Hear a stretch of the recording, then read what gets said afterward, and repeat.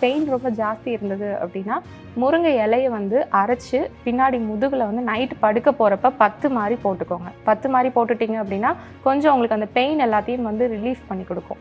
அமுக்ரா கிழங்கு அந்த வேர் வந்து கிடைக்கும். அந்த வேர் வந்து எடுத்து அவங்க பாலில் ஃபஸ்ட்டு அவங்க வேக வச்சுக்கலாம். பாலில் வேக வச்சோம் அப்படின்னாவே அது கொஞ்சம் சுத்தி ஆயிரும்.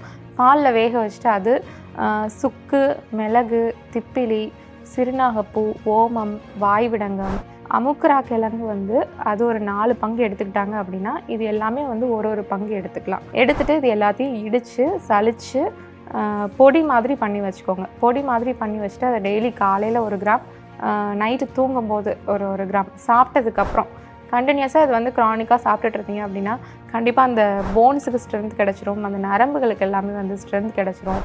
நரம்புக்கு ஒன்ஸ் ஸ்ட்ரென்த் கிடச்சிது அப்படின்னாவே வலி வந்து அவங்களுக்கு வந்து தாங்கக்கூடிய